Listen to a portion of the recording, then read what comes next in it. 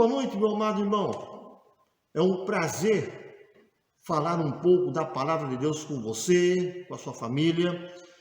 Este programa é da Igreja Presbiteriana de Porto Belo, uma igreja firmada na palavra de Deus. Quero deixar um abraço para você que nos assiste nesse momento. Um abraço para os nossos irmãos da Igreja Presbiteriana de Porto Belo e os nossos irmãos da Igreja Presbiteriana em Zimbros. Zimbros é um bairro da cidade de Bombinhas que fica ao lado aqui de nossa Porto Belo. Meu irmão, no final deste vídeo, se você gostou, curta, compartilhe com um amigo, dê o seu like, demonstre que você foi agraciado, que você foi abençoado em ouvir da palavra de Deus nesta noite. Eu quero aproveitar e ler um trecho da palavra de Deus que se encontra no livro de Isaías capítulo 63, verso 7. Isaías capítulo 63, verso 7, que diz assim: celebrarei as benignidades do Senhor e os seus atos gloriosos, segundo tudo o que o Senhor nos concedeu, e segundo a grande bondade para com a casa de Israel. Bondade que usou para com eles, segundo as suas misericórdias e segundo a multidão das suas benignidades. Deus é benigno, Deus é bondoso. O simples fato de você estar assistindo este vídeo demonstra que Deus está com você, abrindo as portas e abrindo o seu coração para receber algo fantástico que é a palavra dele. Nesse momento eu quero convidar você a curvar a sua cabeça e fechar os seus olhos, caso você possa. Vamos orar. Pai eterno, muito obrigado por esse momento. Muito obrigado pela liberdade que nós temos em ouvir a tua palavra. Abençoa, Deus, esse nosso irmão que está nos assistindo nesse momento. A tua palavra é rica, a tua palavra é eficaz, a tua palavra nos diz que o Senhor é bondoso, que o Senhor é benigno. E diante destas verdades, nós clamamos para que tu estenda as tuas mãos sobre cada um que estiver assistindo este culto, esta meditação. Pai eterno, abençoa o nosso país. Tu sabes, ó Deus, da nossa crise, da nossa dificuldade, dos problemas relacionados aí à pandemia.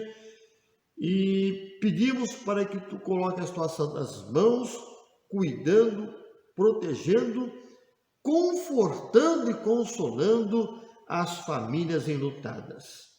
Nós rogamos e o fazemos em nome de Jesus. Amém. Meu querido, antes de nós lermos a palavra de Deus, nós vamos assistir um hino do nosso inário, um novo cântico, que é o inário que nós usamos na nossa igreja presbiteriana, que tem por nome Mais Perto da Cruz.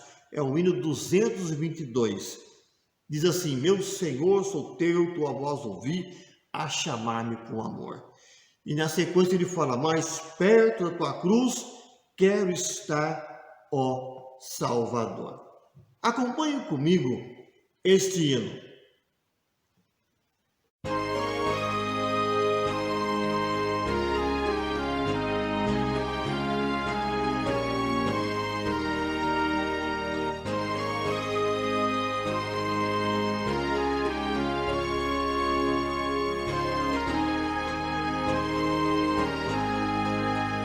Meu Senhor, sou teu, tua voz ouvi, a chamar-me com amor. E contigo sempre desejo estar, ó bendito Salvador. Mais perto da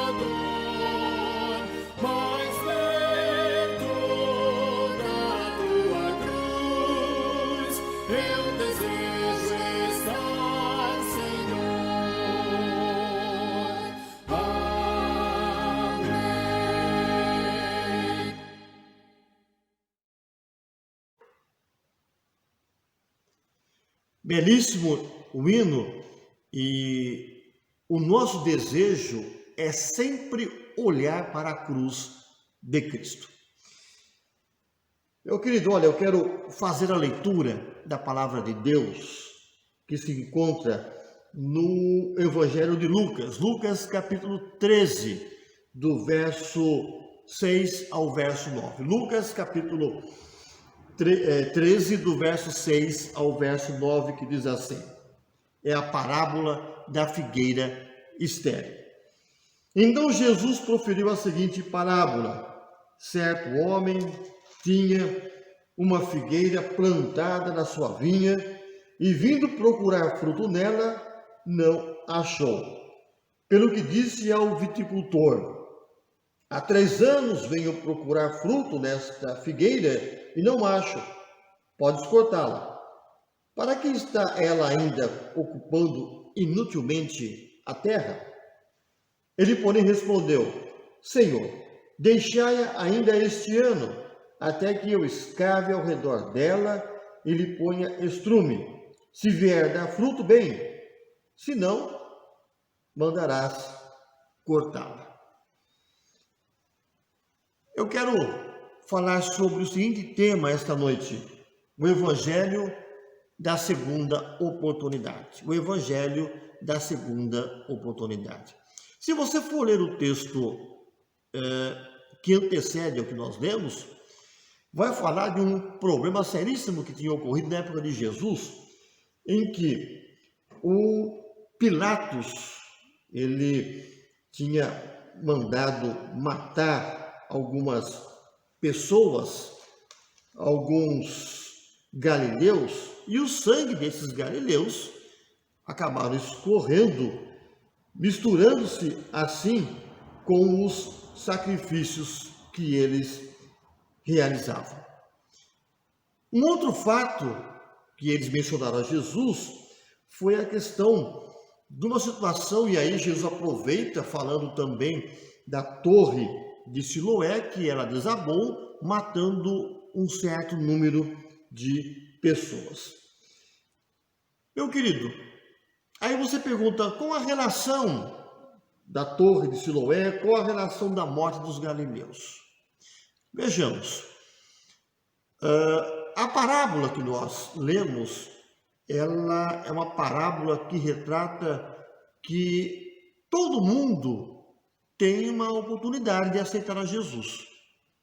E se a pessoa não aceitar, um dia ela vai pagar, ou, em outras palavras, um dia ela estará diante de Deus e virá um juízo sobre a vida dela. Então Jesus empresta, na realidade, esses 2 fatos e fala o seguinte: da mesma forma como essa torre caiu, como o sangue foi escorrido, um dia, se vocês não se arrependerem, virá o juízo sobre a vida de vocês. E todos nós sabemos que aconteceu, porque se você olhar para os anos 70, quando Jerusalém foi sitiada pelo general Tito, quando ele invadiu a cidade,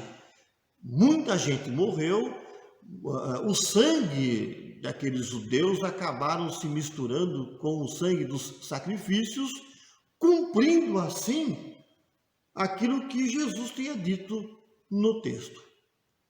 Se você for olhar profundamente, é um texto profético. Sem contar também que nós entendemos que o Evangelho foi anunciado aos judeus e os judeus não aceitaram. A Bíblia diz o seguinte, que Jesus veio para os seus e os seus não aceitaram. E como nós temos esse tema, o Evangelho da segunda oportunidade, o que nós queremos dizer? As pessoas têm tido oportunidade, Deus tem dado oportunidade às pessoas para aceitar o Filho dele como Senhor e Salvador. Eu quero elencar alguns itens aqui dessa nossa parábola, que tem por tema o Evangelho da segunda oportunidade. Meus queridos, primeiro fator, o projeto do proprietário, o dono da vinha. O texto nos diz que o dono da vinha tinha todo o direito de ir e apanhar o fruto dessa figueira. Ele plantou, ele adubou e a figueira não estava produzindo nada.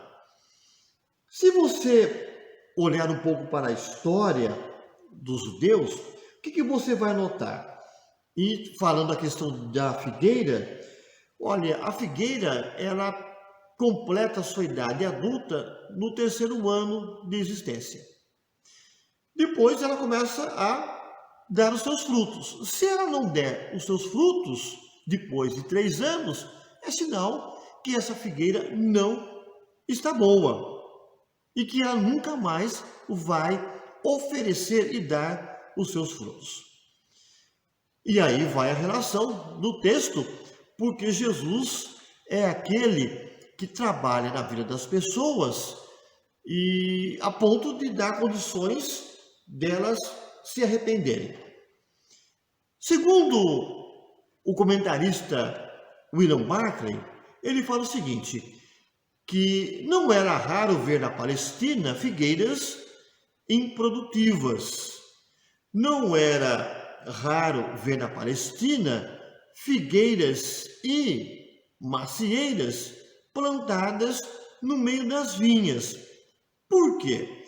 A terra era pouca e se plantavam as árvores em qualquer lugar. No caso aqui, no meio da vinha. Todos nós sabemos que o espaço da terra em Israel é muito pequena, quando você compara com o Brasil, que é um país imenso, que você pode plantar e tem muito espaço. Em Israel, a faixa de terra é muito pequena. Então, eles aproveitavam todo o espaço que eles tinham para fazer as suas plantações. Uma figueira que não viesse a produzir era tido como uma figueira inútil. Inútil. A figueira improdutiva, ela, na verdade, só servia para ser cortada, porque ela não tinha finalidade alguma. Por isso que o dono da vinha, ele tinha todo o direito de ir lá e apanhar o fruto, já que ele plantou, ele adubou, ele fez com que essa figueira crescesse, mas na verdade não tinha acontecido. Quando nós colocamos como tema o Evangelho da segunda oportunidade, e aqui o primeiro item é o projeto do proprietário, você vai notar assim, olha, essa figueira foi plantada na vinha. E o dono, então, foi buscar o fruto. Quando você olha para a história de Israel, deixa eu falar uma coisa para você. A figueira ilustrava e ilustra aqui no nosso texto a nação judaica. E a vinha, que encerrava dentro daquele privilégio, simbolizava a nação separada de todas as outras e honrada por Deus pelo fato de uma revelação especial. Quando Jesus tratou e chamou o povo de Israel, comparando a figueira, o que você vai notar? Ele rebaixou o status daquela nação, daquele povo, porque era um povo orgulhoso. Quando ele retrata a videira e mostrando que ela representaria os gentios ou outras nações, a videira é o emblema mais encantador para a vida da nação judaica. Aí que você vai perceber, Jesus então, ele ao invés de chamar e comparar a nação judaica de videira, que é o emblema maior para o povo, ele vai dizer o seguinte: olha, vocês passam a ser a figueira. Por quê, queridos? Porque ao longo dos anos que Jesus esteve na face da terra, e você sabe muito bem que o ministério dele durou 3 anos, ele escavou, ele adubou, ele trabalhou, ele ensinou, e o povo de Israel não produziu fruto algum. O que ele faz então?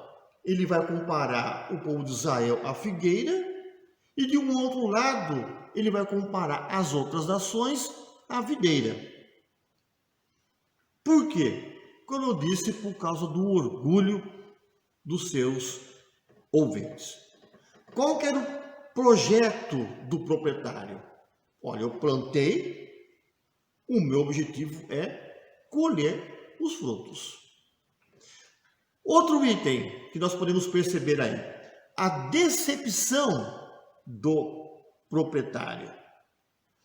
A decepção do proprietário. Quando ele plantou a sua figueira, como eu disse, o objetivo é colher os frutos.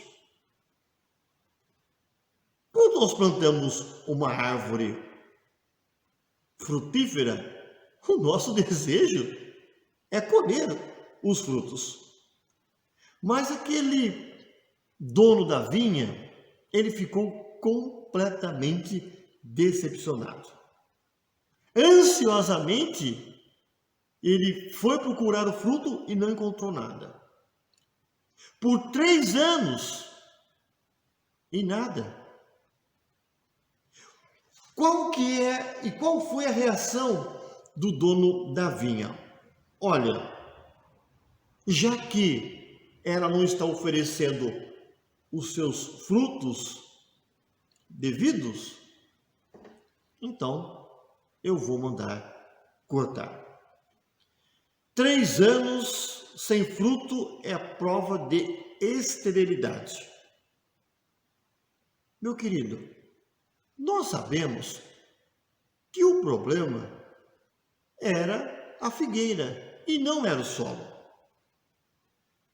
Quando o dono da vinha falou, eu vou cortar, e aí o viticultor falou assim, olha, não corte, deixa eu trabalhar com ela mais 1 ano. Você vai perceber que o viticultor não pediu um tempo indeterminado, ele falou, olha, por favor, mais 1 ano, deixa eu trabalhar com ela.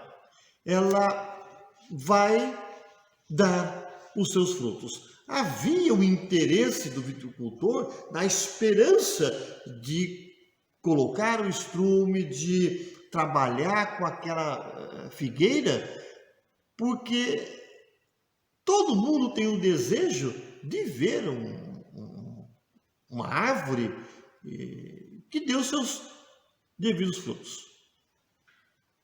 O que nós entendemos disso? Quando Jesus veio, ele trabalhou na vida dessa nação. Havia uma esperança de mudança, não é? Jesus, ele caminhou por aquela terra, ele amou as pessoas, ele curou as pessoas, ele ressuscitou pessoas, ele alimentou pessoas. Ele ensinou as pessoas. Todo esse processo representa o período em que a figueira já deveria estar pronta para dar os seus frutos. A figueira, queridos, ela se beneficiou da luz do sol, da chuva, do clima. Aí você vai perceber que existe uma ação divina sol, chuva, clima. Você vai perceber que a figueira, ela se beneficiou do homem que escavou, colocou estrume, que cuidou. Você percebe o seguinte, que quando Jesus veio, houve uma ação de Deus sobre aquela nação. Deus tinha prometido o filho dele, que viria para salvar aquela nação. Quando Jesus veio, e aí nós entendemos assim, olha, de um lado uma questão divina, do Deus que cuida, quando eu coloquei a questão de um lado humano, de colocar o estrume e de cuidar, Jesus veio, ensina, cura, exorta, trabalha, ama. Ele dá o seu tempo para a humanidade, para aquele povo, mas infelizmente, o que aconteceu? Houve uma grande decepção do proprietário, porque aquele povo não deu os resultados que ele tanto esperava. Um terceiro aspecto deste texto, o Evangelho da Segunda Oportunidade, é o adiamento solicitado ao proprietário. Você vai notar o seguinte, olha, o viticultor, e aí ele representa a pessoa de Jesus, ele fala ao dono da vinha, que representa Deus, olha, deixa eu trabalhar mais um pouco. Senhor, deixa este ano até que eu escave e coloque o esterco. Se der fruto, ótimo, muito bom. Se não der, nós vamos cortar. Quando você vê a pessoa do viticultor conversando com o dono da vinha, o viticultor representando Jesus e o dono da vinha Deus, não está existindo choque entre os dois. Não. Simplesmente você vai perceber assim, o grande amor de Jesus, o grande interesse de Jesus pelas pessoas. Porque o que mais Jesus quer é que as pessoas o aceitem como Senhor e Salvador. O maior desejo de Jesus é que as pessoas abram seus corações e o recebam como Senhor e Salvador. Quando ele fala assim, olha, então, pai, olha, deixa comigo, eu vou trabalhar mais um ano. Aí nós entendemos assim, olha, Jesus, ele morreu, ressuscitou, foi assunto aos céus. O que nós entendemos desse ano a mais? Aí você vai entrar no livro de Atos, você vai perceber toda a ação dos apóstolos em ensinar, em trabalhar, em pregar a palavra de Deus. Mas quando você olha o livro de Atos dos apóstolos, você vê as pessoas se convertendo, os gentios se convertendo, e os judeus foram os primeiros a perseguir a igreja. Mas houve um trabalho dos apóstolos. Eles investiram tempo, investiram esforço, saúde, para que não somente gentios, mas para que judeus também pudessem vir a conhecer a pessoa de Deus.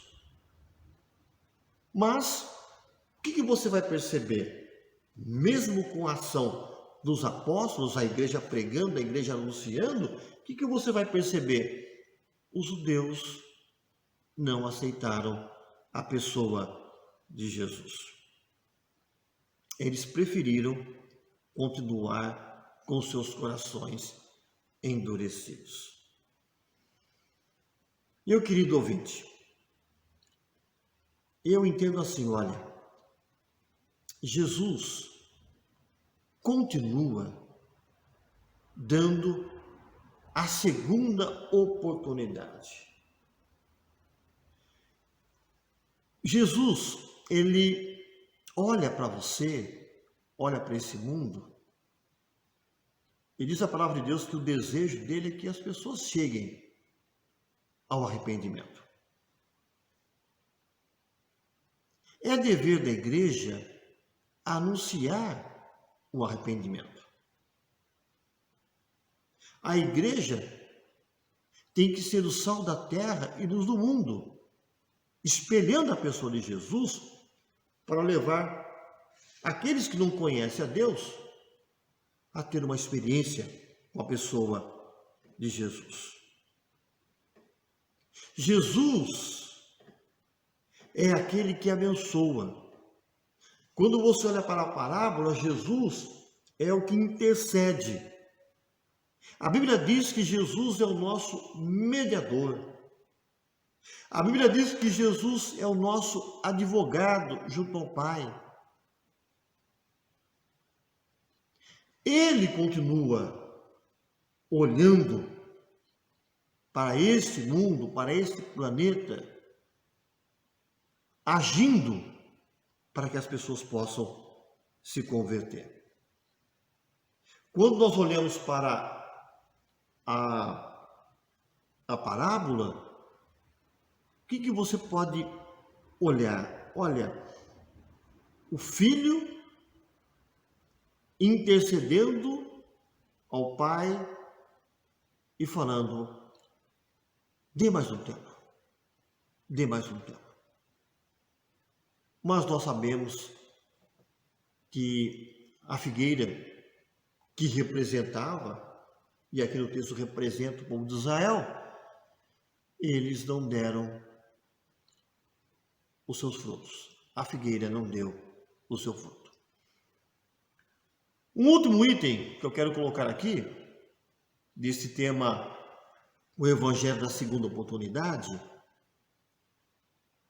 e Deus continua dando oportunidades, é o seguinte: a ordem de destruição dada pelo proprietário, ocorreu uma ordem. A vinha e a figueira que estava plantada nela pertenciam ao proprietário. Como eu disse, ele tinha todo o direito moral e absoluto de desejar os seus frutos. A mesma coisa nós entendemos assim: Deus abençoa, Deus derrama dos céus as mais ricas bênçãos. A Bíblia nos diz que Deus tem nos dado vida, saúde e tudo mais. Deus tem nos dado a inteligência, Deus tem nos dado a capacidade, Deus tem dado condições de você exercer um papel na sociedade. Deus tem estado ao seu lado. Só que muitas pessoas e muita gente que frequenta a igreja ou as igrejas não tem correspondido com aquilo que Deus tem dado. Olha, dentro da igreja existem pessoas que se dizem crentes que não produz nada. Tem muito crente que produz. Tem muito crente que produz. Mas outros não estão produzindo em nada. Infelizmente, tem muita gente dentro das nossas igrejas, e me desculpe o termo, que passam a ser inúteis, porque quando uma pessoa não produz, ela se torna uma pessoa completamente inútil.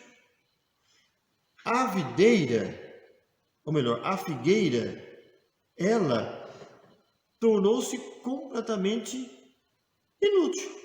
Se ela não estava produzindo os seus devidos frutos, é porque ela era inútil. No nosso mundo, na nossa sociedade, tem muita gente que poderia produzir e ser um modelo de vida e fazer com que a sociedade se tornasse melhor, mas infelizmente, meus queridos, há muitos que não produzem nada. Quando o povo saiu do Egito, o que você vai perceber pela história? Eles saíram, aproveitaram, comeram, beberam, comeram do maná. E a história nos fala que muita gente morreu. Mas por quê? Porque o coração daqueles hebreus não eram corações sinceros. Eram apenas pessoas de aparência. Eu entendo o seguinte, que tem muita gente dentro das nossas igrejas que tem aparência de crente. Existem muitos dentro das nossas igrejas que são simpatizantes do Evangelho. Gostam de Deus, ouvem sobre Deus, gostam dos cultos, gostam dos crentes, mas não tem um compromisso sério com Deus. Tem muita gente dentro das igrejas que gosta de Deus, gosta dos crentes, não é? Mas essas pessoas não querem largar a sua vida errada.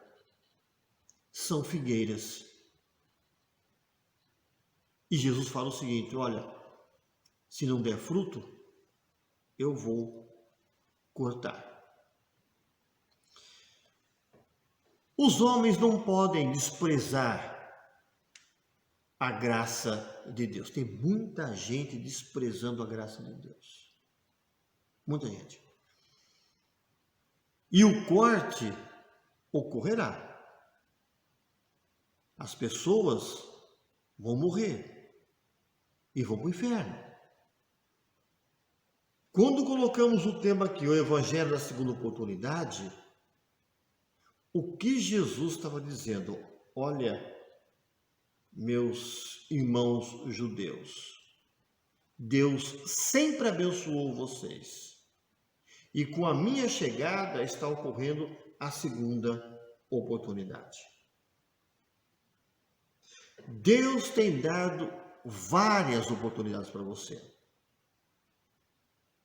Eu não sei se você sabe, mas na Bíblia, os homens, as nações, os povos, sempre foram comparados às árvores, como o cedro do Líbano, tamareira, figueira, videira. Aí vai a pergunta, como está a sua vida? Se Jesus olhasse para você agora, o que ele diria de você? Será que ele poderia olhar para você e dizer, servo bom e fiel? Será que ele poderia falar isso para você? Ou será que ele vai dizer assim, olha, pode cortar, esse não tem valor algum, é um inútil. É um inútil. A nossa conclusão é o seguinte, existe uma advertência de Jesus aqui para as pessoas. As pessoas, ou no caso aqui, representada pela figueira, no qual Deus está dando oportunidade, essas pessoas estão vendo exemplos, estão vendo crentes sinceros, estão ouvindo de Deus, têm a base. Então o problema não é a terra, o problema não é Deus, o problema não é o Evangelho. A terra é saudável, a chuva cai, o clima é muito bom. Então, Deus tem abençoado. Deus tem dado as oportunidades. Mas é incrível como que as pessoas continuam cegas. As pessoas não conseguem ver que Deus é um Deus bondoso, mas que também é um Deus justo. E Ele vai exercer o papel de juiz, porque Ele tem dado a nós muitas coisas e Ele requer de nós frutos. E se nós não dermos os nossos frutos, lá na frente virá o juízo, como veio sobre a casa de Israel. Por isso, meu amado, você que me assiste, existe oportunidade. Deus está te dando mais uma oportunidade. Toda vez que você ouvir de Deus, é uma oportunidade. Toda vez que você ler um folheto que alguém vier e te der, é uma oportunidade. Toda vez que você ouve uma música evangélica que retrata Deus, é uma oportunidade.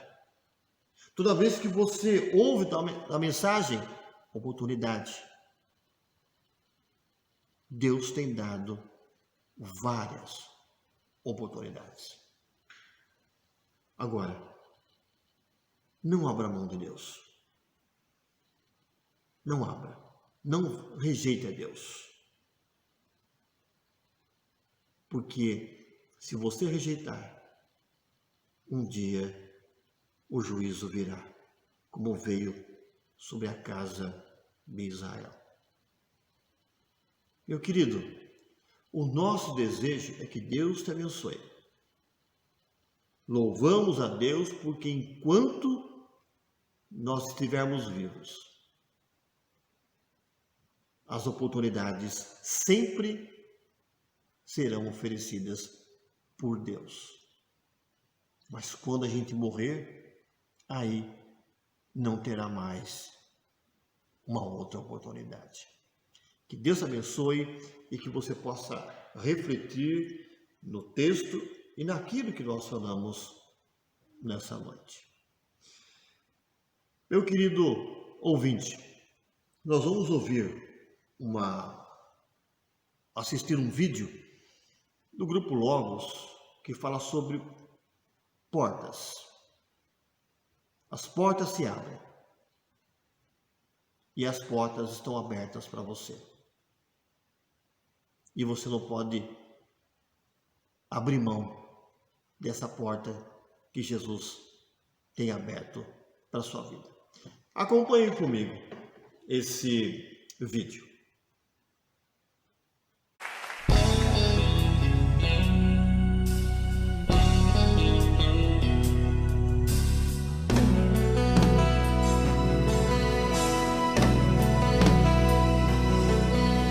Ontem deixou sua casa e saiu pelo mundo. De coração, lá no fundo, eu não entendi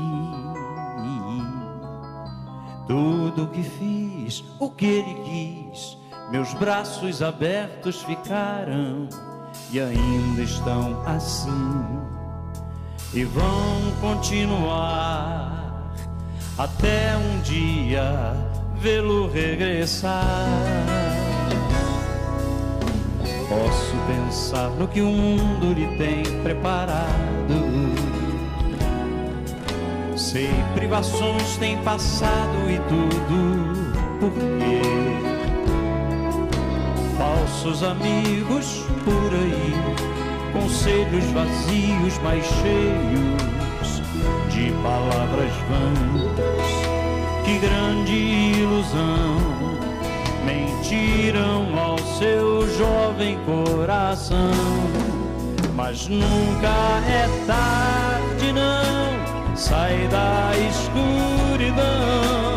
Há novo dia, nova manhã.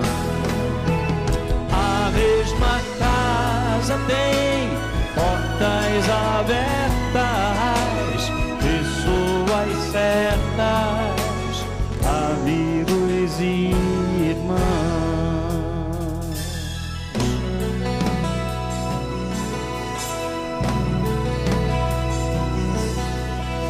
Parece sonho, mas nem a distância me engana.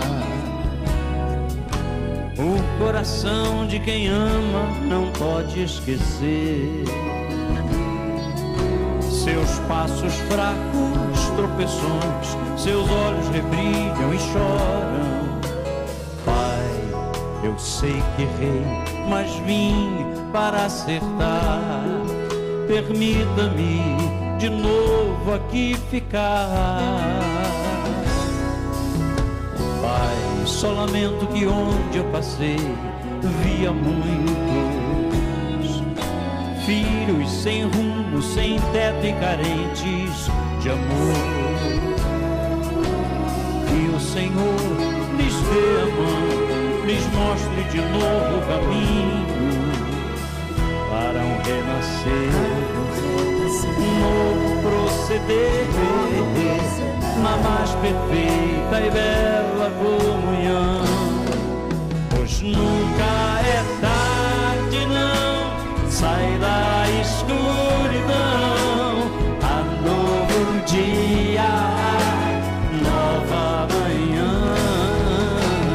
A mesma casa tem portas abertas, pessoas certas, amigos e irmãos.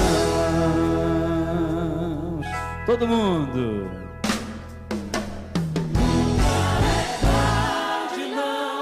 Sai da escuridão, há novo dia, nova manhã. A mesma casa tem portas abertas, pessoas certas, amigos e irmãos.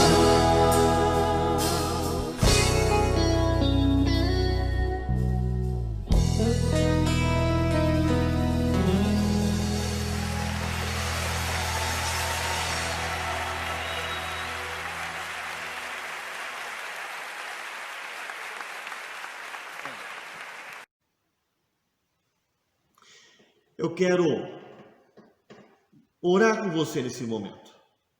Por isso, curva a sua cabeça, feche os seus olhos. Pai querido, o Senhor é o Deus do universo. Nós te louvamos porque em Cristo Jesus nós podemos alcançar a vida eterna. Mas existem muitos, ó Deus, que estão distantes de Ti. Mas o Senhor, na sua bondade e benignidade, o Senhor tem dado as oportunidades. Por isso, em nome de Jesus, se essa pessoa que está nos assistindo ainda não abriu seu coração para a tua pessoa, que ele o faça. Que ele não perca a oportunidade de aceitar Jesus como Senhor e Salvador. Muito obrigado a Deus, porque o Senhor é aquele que, por meio de Jesus, conduz as pessoas para a vida eterna e para o céu. Nós oramos e o fazemos em nome de Jesus. Amém. Meu amado irmão, nós, como Igreja Presbiteriana de Porto Belo, estamos retornando aí aos nossos trabalhos. A Igreja de Porto Belo, ela está situada na rua José Manuel Serpa 362, Centro. Os nossos trabalhos, neste período de pandemia, são dois. Às quintas-feiras, às 7h30 da noite. E aos domingos, às 7h da noite. A nossa congregação em Zimbros fica na rua Rio Piquiri, 120. Ali, os trabalhos são dirigidos pelo nosso irmão evangelista Gideel. E os trabalhos ali também são 2. Às quartas-feiras, às 7 horas da noite, e aos domingos, às 9 horas da manhã.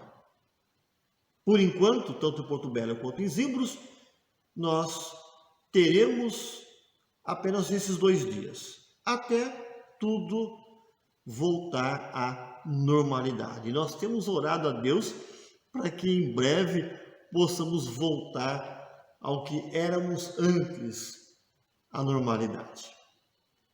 Fica o meu abraço para você, que Deus te proteja e que Deus te abençoe.